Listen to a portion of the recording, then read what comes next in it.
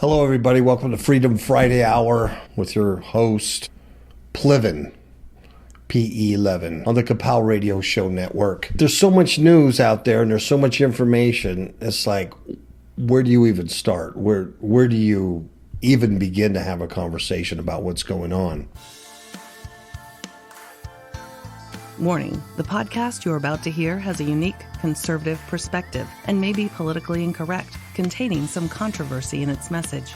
This episode may speak out against liberalism, socialism, the dark state, and religious organizations. It is possible that evil in politics, education, law, society, and religion will be discussed and exposed. However, we believe this podcast adds truth and value to a mature, disenfranchised audience who may be tired of apostate religions and wicked world systems. Listeners who are easily offended, overly sensitive, or have progressive leanings sympathetic to the topics we expose should be forewarned not to listen any further. We thank both those who choose to listen as well as those who choose not to listen. You've been warned. And now, let us get on with the show.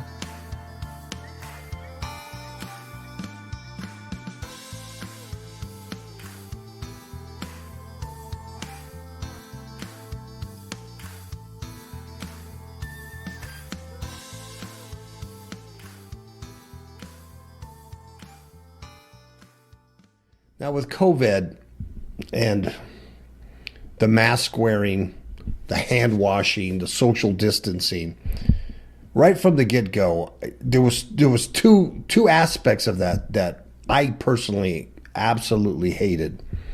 One was the social distance aspect of it.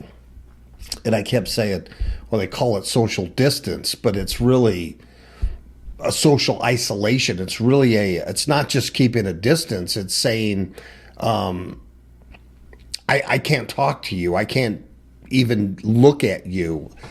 When it first happened, one of the things that drove me nuts was, going to a grocery store, and people with masks, they wouldn't even look at you anymore. And I wasn't used to that, not in this little town. I was used to people being very friendly, talking and making eye contact, and it changed. Now we're 9 months into it, and people have really, really changed, especially with the mask wearing. What I'm noticing now, though, is when we go for a walk outside, we are seeing other people in the community walking towards us. And what we'll do, what Miss KAPOW and I will do, or what the other couple might do, or somebody might do, is stop and defer and let that other person walk by, or go into the street, the one that can see oncoming traffic, if you got any sense at all, and let that person walk by within 6 feet. Hi, hello, good evening, nice day. And I've only seen maybe every time that we're walking for an hour or so out there, I see maybe one person with a mask on. Most of the time, they're not wearing a mask anymore. So that's nice to see, because when it first started, people were out there riding bikes, jogging, walking and stuff, and they were all covered with this mask, like if they were going to get some virus from the air. It's kind of like they lost all sense of like how you catch a cold or how you catch a flu. It was very odd. So I like seeing that, where people outside aren't so much masked up. I still see people driving by themselves in a car with a mask on or something like that. I don't know. It's like I'm going to get the virus through my air vents. A couple of weeks ago, Miss KAPOW and her dance team, she tap dances and clogs. They had a little show outdoors. I ran the sound system for them outside. And the first night we had over 100 people show up. They sat in little groups, distanced, but very few were just totally masked up. I had one gentleman get my attention while I was standing there talking to one of the performers, one of the singers, and we were talking about sound and, singing and stuff like that. And I was away from the sound equipment, standing there talking to her. And one gentleman walked by me and he got my attention. He had a mask on. And he looked at me and he went, like, where's your mask? And I looked at him and I said, I'm outside. Don't need one. And I could tell he kind of laughed by his eyes, smiled, and then he wandered off. So I'm not sure if he knew me because I did recognize him with the mask on. That just drives me nuts because it's just, to me, it's changed the society, the culture around me. I'm sure you've noticed the same thing where you're at. And people act different with that thing on. I hate it because I can see a little kid or something, and I'm smiling at him. Like, hey, little kid. And they're looking at me like, they're scared. They can't see this. They just see this, and I look pretty scary. It's just very odd. And I always felt that these rituals, the constant wash your hands, wear a mask, stay distance. I always felt that there was more to this. Like there had to be some kind of occult meaning behind this somewhere. I couldn't really connect to it. I couldn't really find it. I ran across this article and it kind of answered my question. So that's what I want to share with you today. Kind of interesting. And I'll put this up so you can kind of look at it a little better. But one of the first things I want to talk about is this is from a website called humanrights.ucdavis.edu. So it's from the University of Davis. It's an educational site, and it's about human rights. And it's the Center for the Study of Human Rights in the Americas, and they have all kinds of stuff here. It's talking about these techniques that were used by communists to gain compliance over their American prisoners and captives. So what this says is on June 17th, 2008, the Committee on Armed Services of the United States Senate scheduled a hearing in order to receive testimony on the origins of aggressive interrogation techniques used in the war on terror.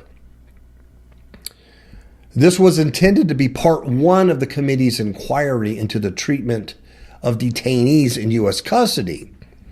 A number of documents were released for that hearing.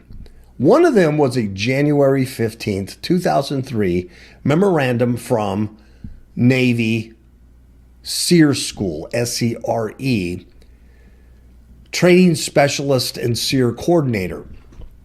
And this particular memorandum reported on the training provided by the authors of the memorandum to members of the ICE, or Interrogation Control Element, at Guantanamo Bay.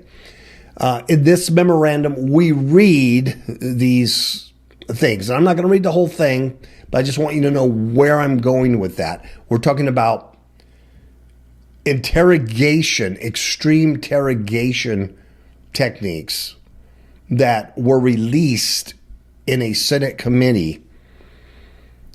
So this is not something that's made up. This isn't just conspiracy. This is a real thing.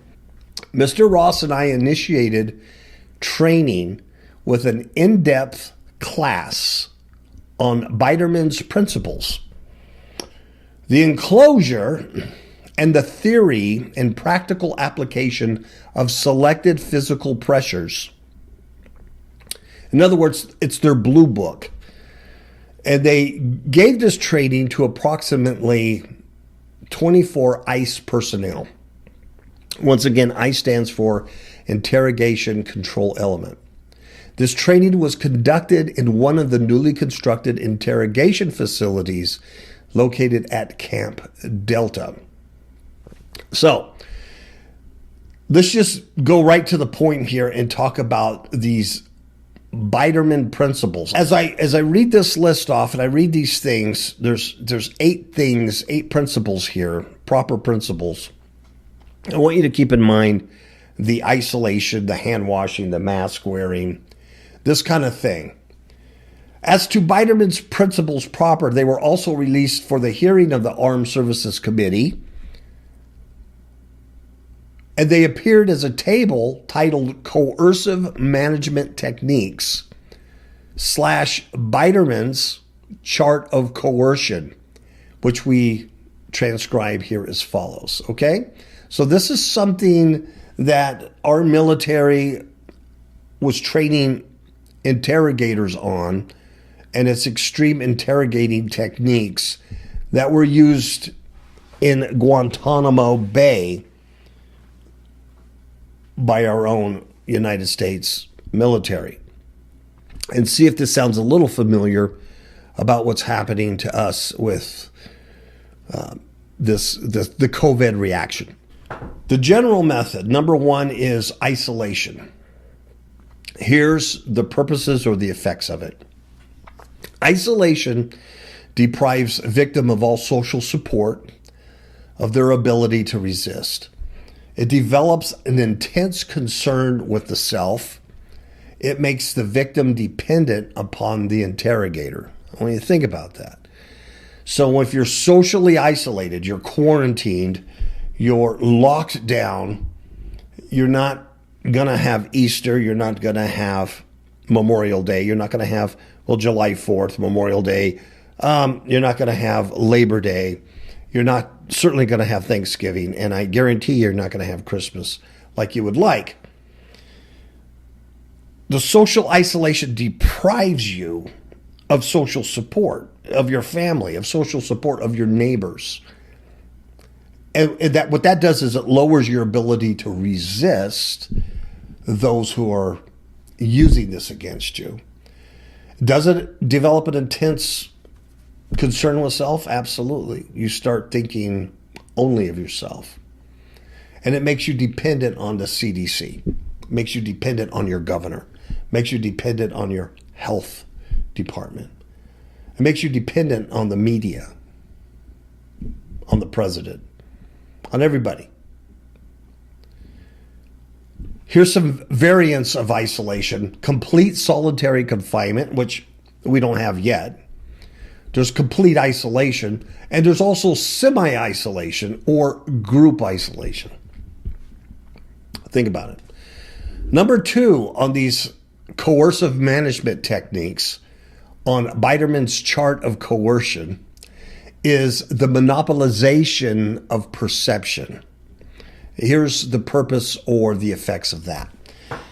This fixes attention upon immediate predicament. Okay? When you turn on the news right now, numbers. Never in history, I can't remember ever where you turn on the TV or any kind of news and just see a running tally of, people who are dying sick constantly. The attention is just focused on this predicament. Oh my God, this is closing down. This happened, blah, blah, blah. It fosters introspection. It eliminates stimuli competing with those controlled by the captor. You can't really read the Bible now, can you? It's harder to read the Bible, isn't it? Isn't it? It's harder to pray, isn't it? Seriously, let's be honest with ourselves. It's harder to connect with our beliefs, our faith, our God. It's harder because we're just like surrounded by all this intensity and all this division and hate, and it's just crazy after crazy. And most people just want 2020 to be over so they can go into 2021 like it's just going to magically disappear. I'm here to tell you that's not going to happen. When we hit January 1st, this stuff ain't going to magically disappear. Next year, what I'm hoping is it going to happen is that we look back and go, man, we thought 2020 was bad. I hope that don't happen, but I'm here to tell you I believe that that's the case. We're going to look back and go, wow, that was just the beginning. The monopolization of perception frustrates all action that's not consistent with compliance. You want to travel? Can't. You want to see your family? Can't. You want to go back to school? You can't. You want your children to go to school? They can't. You want to go to church? You can't. You want to play music? You can't. You want to have a gathering? You can't. Over and over again. It frustrates all action that's not consistent with compliance. That's the manipulation of perception. Here's how they do it. Physical isolation, darkness or bright light, barren environment, restricted movement, monotonous food. So if you bring a monotonous life, that's all you see on TV, that's all you're getting on social media, that's what you get. Number 3, induced debilitation and exhaustion. And we're seeing this over and over again. People are getting what they call, isolation exhaustion. They're quarantine exhaustion. They're getting so tired of this. That's why they're waiting for January 1st. So induced debilitation and exhaustion, this constant COVID coming at you, it weakens your mental and physical ability to resist. And I would say your spiritual also.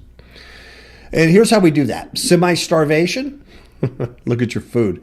Exposure, exploitation of wounds, induced illness, sleep deprivation. So many people can't sleep. Prolonged constraint, prolonged interrogation, forced writing, overexertion. Now, we're not getting this physically. We're getting a lot of this mentally and emotionally, aren't we? Like I'm just saying, look at some of the similarities. I'm not saying it's exactly what's going on, but this is interesting because these are advanced, coercive management techniques. It's a chart of coercion. All right? Okay, 4, threats. It cultivates anxiety and despair when you're threatened. Here in Nevada, our governor didn't come down with another lockdown 2.0. What he did say is he is highly stressing, highly encouraging people not to go out, people not to gather this Thanksgiving in large family groups. Remember, we've got a bunch of Mormons here with a large family. Keep things small, don't gather, don't go out. Well, the restaurants, at least like in Las Vegas, the restaurants that are not attached to large casinos and things are at a quandary because they're not told to close, but they need people to come in to eat Thanksgiving. How do you know who's coming, who's not, who's going to comply? They're at a quandary, and it's driving them nuts because one more lockdown, a lot of them are going to go out of business.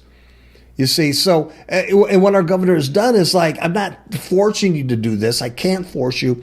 But if we don't do this, if you don't stay at home, if you do go out and have large families, if you do go out and have a big Thanksgiving thing, if you do go out and gather and COVID starts spreading here again, I'm going to be forced to lock you down.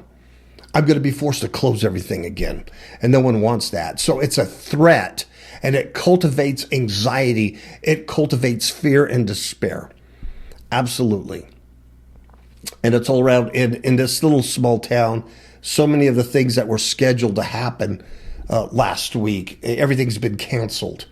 Everything's been canceled because nobody wants to be the one that's a super spreader.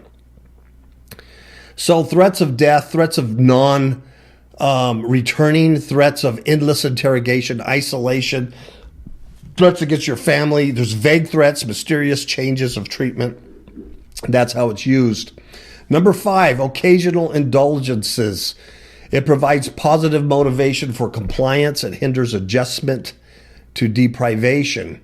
Okay? You don't adjust to being deprived because you get a little bone now and then. So there's occasional favors. There's fluctuations of interrogators' attitudes, promises, rewards for partial compliance, things like that. Number 6, demonstrating omnipotence or omniscience.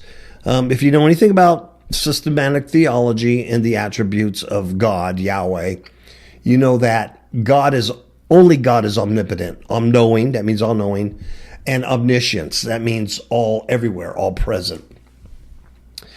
So what the government or the interrogator in this situation will do is they'll demonstrate all-knowing and omniscience, and they're everywhere. They see everything. Neighbors are spying on neighbors. You don't trust anybody. I got a neighbor across the street. He has a Joe Biden sign up. Don't trust him, right? The next door neighbor has a Trump sign. You don't trust him, right? So what that does is it suggests futility of resistance. Yeah, you can't resist this. And how do you do that? How do you demonstrate omnipotent and omniscience? What is the government doing to us? Confrontation, pretending cooperation taken for granted, demonstrating complete control over the victim's fate. Okay? That's what they're doing. Like they're all powerful. Even with this election and the recount and the fraud and all this stuff, it's about demonstrating we have all power and all knowledge to do these things. That's what we're at. Now, don't get me wrong. If you heard, last week's show, the last show I did about, or 2 weeks ago, about what Jesus would say about the 2020 election. It's like, let the dead bury the dead. I'm not giving you all of this to put fear on you and move you away from let the dead bury the dead. I'm just pointing out the occult, very demonic, very satanic methods here that are being used against all of us in this. So it should drive us not towards this area or towards a politician or to a president. It should drive us wholly and completely to our God, the only one that can give us peace and comfort and rescue in this time, right? And to learn what we have to learn in this time of tribulation and suffering. Because as a Christian, as a biblical Christian, suffering is part of that. You don't know that when you first signed up. But as you mature in the Lord, you understand that suffering on this plane is a huge part of your walk with God. Okay, number 7, degradation. It makes the cost of resistance more damaging to self-esteem than to capitulate. It reduces the prisoner to animal-level concerns. So they degrade you. You're degraded. You're not human anymore. You're 6 feet apart. You're not worthy to hold the door open for anymore or to help at a time of need. We don't even know who you are. And this is how the interrogators do it. They prevent personal hygiene of the prisoner, right? So it degrades them. Filthy, infested surroundings, demeaning punishments, insults and taunts, and denial of privacy. So what do we have here? We have a denial of privacy because if you're silly enough, listen to me, if you're silly enough to have Siri on your phone and activated and Alexa or this other personal assistant in your home, you are bringing in the spy factor right into your own living room. I mean, that's your prerogative to believe and do what you want to do. But I'm just telling you, you are allowing your own denial of privacy. And if you don't do everything in your power to prevent the tracking of your movements online, you're never going to totally eliminate your footprint, obviously, but you want to blur those lines, okay? You're helping in your own denial of privacy. It's going to get worse and worse because it has over the years, and it's going to they want control over the humans. So personal hygiene prevented, we haven't had that yet. However, there is a big shortage of toilet paper that happened back in May. I'm already reading now that toilet paper is disappearing in Vegas and off the shelves there. So, can you add? I don't know. I don't know how creative we can be. And insults and taunts, sure. Okay, number 8, the last one here is enforcing trivial demands. So what happens is our governor says we have a trivial demand. We don't want you to have Thanksgiving. In California, he says, I shut down all restaurants. That guy, Governor Newsom, is a hypocrite because he was found without a mask, not social distance, at a big party at one of the most expensive restaurants in the world in Northern California, just north of San Francisco, and violating his own policies in California. What a hypocrite. They're all hypocritical. Our own crazy Nazi governor here came down with COVID. And there's pictures of him not complying and doing his own breaking of his own policy. So he has COVID. So So they enforce trivial demands. You're not going to have Thanksgiving. You're not going to do this. You're not going to do that. You're going to have to wear a mask to go here. No service, no mask, no service, no blah, blah, blah. So that develops habits of compliance. We, as the prisoners, the victims, comply, and we're forced to comply. And so they do that by the enforcement of minute little rules. Okay. Before I talk about this next thing in relation to it, I just want to remind everybody back here, I cannot find our flagship book, Demons in a Marriage Bed, Contents of Grace. It's a book written by my sister, Jody Villanueva, and it's published by Fifth Hook Media. And the book is about exactly what it says, Contents of Grace. And it talks about God's grace and how it's important to you. And it's like one of the huge things on your foundational thing. That's my sister there. All right.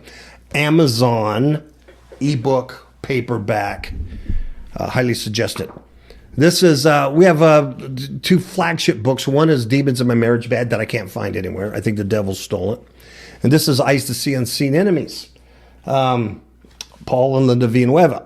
That's when I was still using my name, Paul, instead of Plevin. And once again, paperback ebook. And it talks about the hidden enemies all around you, including your church organization. And then we have Christianity of Blasphemy, a new Gnostic lie. This kind of goes a lot with Eyes to See Unseen Enemies. And it's about the new Gnosticism that invaded our churches. You want to kind of get your head around why there's so much corruption and heresy today. Gnosticism, spiritual insight that's not of the Word of God. Mesquite Cafe is my blues band project. I sing, I write, I record, I mix, I master. I do everything with the help of a few of my friends. This is the latest CD. This is called Up Here by Mesquite Cafe. 9 songs. Why Don't You Look at Jesus is on here, and a bunch of others. This is the one I did in 2018. This is called Times End. What's it about? Oh, end times. All the songs on there. 9 songs, 8 or 9 songs about end time stuff. Some secular stuff like Fire Down Below by Bob Seger. Can't Get No Satisfaction by Rolling Stones. Eric Clapton's Wonderful Tonight. So there's some secular stuff on here too. Songs that I sing I was singing before this COVID thing in the band that I play with here. Thursday, November 19th, the Freedom Articles from thefreedomarticles.com. And this is exposing the occult corona initiation ritual. Keep in mind what I just read to you about the military deal. And so they're saying the entire world is participating in an occult corona initiation ritual. The stories about the coronavirus crisis, it carries on, but they're saying, did you realize there's a deeper ritualistic significance of governmental policies? And the implications are that most of the population are sleepwalking through a worldwide ritual whose elements have been cleverly disguised. So what they're saying is that hardly anybody will realize it, that the measures, the policies, the governments have rolled out worldwide since Operation Coronavirus began. Let's talk about quarantines, lockdowns, hand washing, mask wearing, social distancing, and more are in fact aspects of a cult initiation ritual. What I just read to you was about very harsh interrogation techniques, control techniques, which are occult, which are of Satan. This is not godly thing, a godly thing. So these aspects have been cleverly adapted to the current fake pandemic disguised as a genuine public health strategy. And let's see, it was meticulously planned for decades. They say they have links to that. And they're conspirators. They call them black magicians. I would have to agree. And they're running this live exercise in fashion like they run their secret satanic rituals. The goal is the same. Here's the end goal: to take initiates out of their normal mode of existence, which they have, break them down, which they're doing, engender submission, which they have and they're doing, and remold them in the likeness of their leaders. It's Society 2.0, folks. It's a reset, is what they're trying to do. And then finally return them to a new normal where they cannot return to their old ways and lives. So that's probably going to work better on younger people who don't have a large past of how things used to be. Us older people, that's going to be harder to do, but we're of less value to them anyway, as far as creating money and wealth for them in a slave race. So the younger people are going to fall for this a lot easier, I think, or be more affected by it. So corona initiation ritual, lockdown, quarantine, isolation. Any good ritual requires preparation. The first part of initiation ritual is isolation, and we saw that in the military documents. Isolation serves to separate the initiate from the mundane or the world, the mundane affairs of his life. It's often done by cutting all ties with the outside world. Sometimes the initiate may be sent into a dark room or cave, and blah, blah, blah. And so we can see that with the interrogation techniques. In Operation Coronavirus, the lockdown and quarantine were the isolation aspect of the ritual. Those aware of the situation noticed that quarantining an entire community of healthy people was a contradiction in terms, was it not? Because the very word quarantine means a state or a period or a place of isolation in which people or animals that have arrived from somewhere else that have been exposed to an infectious or contagious disease are placed. They're quarantined. Thus, by definition, one cannot quarantine unaffected, healthy people. One can only quarantine infected, sick people. But the agenda to isolate people by any means was the first step, okay? And now we have hand washing. Here's what I've noticed. It's taken to a completely new level of like OCD anxiety by design. It's making people like OCD. Can you imagine if you actually had hand washing OCD and then this is happening today? Absolutely horrible. Symbolically, they say it's kind of like Pontius Pilate washing of the hands of Jesus, you know. It's about rejecting this. And it's the old normal or the freedom being rejected. So I'm not real sure about that. It's a good tie. I really don't know. So here we go. Mask wearing is censorship, submission, dehumanization, reinforcing a false idea of danger, alternate persona. I agree with all those. One of the things as a former cop, I don't like masks. I don't like to see robbers in masks. I don't like to see bad guys in masks. As a cop, I want to see the face. I want to look at the body. I want to see expressions. And the mask really bothers me personally more than almost any other aspect of this on a personal level. So mask wearing is a huge topic in many ways. Let's see. Medically, they go, this is medically useless about it because everybody can argue about that. But it says, firstly, mask connotes censorship, the covering of one's mouth, gagging, and suppression of a free voice. Now, before this, one of this thing I noticed a lot is a lot of these celebrities and even MMA fighters would afterwards, after their fight or their bout they won, they'd walk around and they'd do this to the audience, like shh, shh. It's almost like the one-eyed symbolism, but shh, all the time, like, suppression of the voice. It's very odd. So think how many images depicting censorship show a person with tape over their mouth. It's been a massive part of this agenda even before it officially happened. They call it Event 201, practicing simulation for hours about how they would control the official narrative and censor alternative viewpoints. They said that's the first part. Secondly, the mask symbolized submission, the giving up of unrestricted access to oxygen. I have to agree. If you didn't have to do it, in my state, it's mandated. And now I know some the mandates going all over the nation. I only put that on to get into Walmart or get into a restaurant. Otherwise, I'd never wear such a thing. I absolutely hate them. This entire agenda is not about its virus, it's about control, forcing people to submit to the will of the NWO manipulators, even when it's not medically warranted, dehumanizing. And I agree with that. Masks are dehumanizing. They remove one's ability to see fully to another person's face, and they remove individuality. They make everyone identical. They contribute to a hive mind type of society. And the other thing I notice about mask wearing, I don't know who's the enemy or who's a friendly.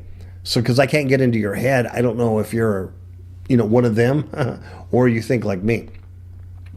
They create distance, separation of people. They make it harder to communicate via body language. They make it harder for us to have empathy for others, since that empathy is often based on truly seeing another person. Fourth, masks reinforce the subliminal message that we are all in grave danger. We must constantly live in fear, that we must continually protect ourselves, that there is a real pandemic occurring, when in fact that's not. So you can see this military training and isolation, and now forcing mundane restrictions on the person to get compliance. You can see what I just read to you about the military interrogation techniques being applied here. They're very similar. Lastly, masks are often used by the elite themselves for their parties and rituals. And what that does is that disguises who they are. Remember the Satanic orgy scene in Kubrick's Eyes Wide Shut? Remember that with Tom Cruise? The masks hide the identity. They hasten the death of the old identity. They create an alternate persona.